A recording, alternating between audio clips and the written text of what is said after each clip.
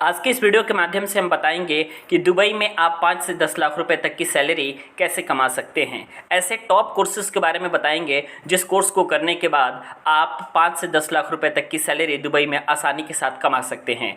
जैसा कि आपको पता है कि एक UAE = 20 रुपीज़ होती है और मैं जितने कोर्सेज के बारे में बताऊँगा एटलीस्ट 5000 UAE से कम आपकी सैलरी किसी भी कोर्स की नहीं है। तो आइए वीडियो की शुरुआत करते हैं। चैनल पर नए हैं तो चैनल को सब्सक्राइब ज़रूर कर लीजिएगा।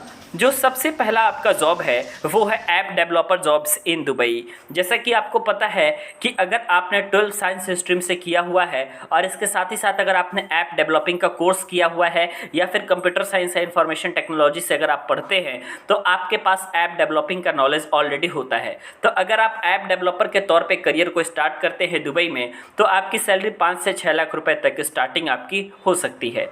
नेक्स्ट आपका जॉब है civil engineering job in Dubai. जैसा कि आपको पता है कि कंस्ट्रक्शन का काम दुबई में बहुत ही तेज़ी के साथ चल रहा है और जहां कंस्ट्रक्शन का काम बहुत ही तेज़ी के साथ चलता है वहां पे सिविल इंजीनियरिंग की डिमांड बढ़ जाती है और आजकल सिविल इंजीनियर की काफ़ी ज़्यादा डिमांड आने लगी है दुबई से। इसलिए अगर आपने अपने बीटेक के कोर्स को या फिर अगर आपने डिप्लोमा के कोर्स को कंप्लीट किया है तो उसके बाद आप दुबई में आसानी के साथ जॉब कर सकते हैं।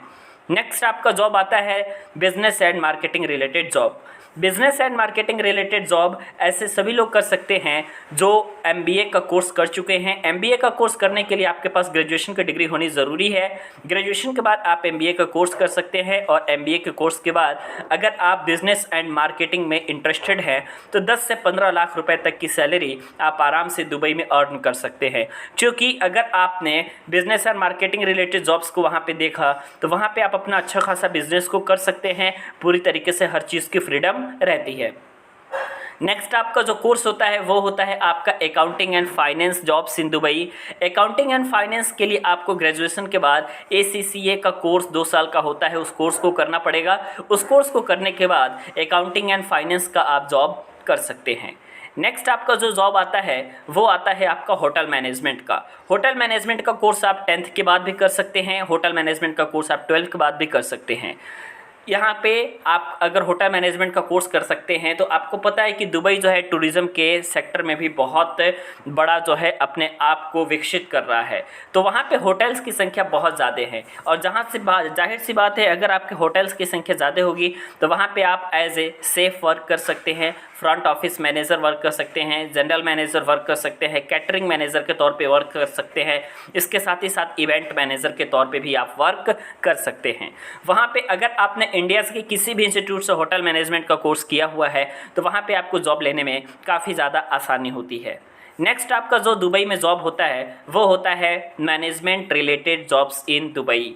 जैसे कि आपको पता है कि दुबई में बिजनेस बहुत ज़्यादा है। तो जब आपका दुबई में बिजनेस बहुत ज़्यादा है तो ऐसे में आपको उसको मैनेज करने के लिए मैनेजमेंट रिलेटेड जॉब्स भी दुबई में बहुत ज़्यादा हैं। मैनेजमेंट रिलेटेड जॉब्स के लिए आप BBA या MCA का कोर्स कर सकते हैं। इसके अलावा अगर मैं बात करूं इसी तरीके से आपका दुबई में चार्टर्ड अकाउंटेंट की भी जॉब बहुत ज़्यादा होती है, IT सर्विसेज की भी जॉब बहुत ज़्यादा होती है। इसके अलावा अगर हम बात करें तो आपको पता है कि दुबई का जो कानून होता है वो आपका काफ़ी कड़ा होता है। तो ऐसे में लॉयर्स जॉब इन दुबई भी आप लोगों का काफ़ी ज़्यादा फेमस है। यानी कि अगर आपने इंडिया से कहीं भी किसी भी इंस्टीट्यूशन से अगर आपने कोर्स किया हुआ है 3 ईयर लॉयर का तो आप वहाँ पे जाकर के प्रैक्टिस कर सकते हैं। इसके अलावा अगर हम बात करें आप लोग के मैकेनिकल इंजीनियरिंग के लिए, ठीक है, इलेक्ट्रॉनिक्स इंजीनियरिंग के लिए, इलेक्ट्रिकल इंजीनियरिंग के लिए, तो वहाँ पे आपका बहुत सारे जॉब्स अवेलेबल होते हैं।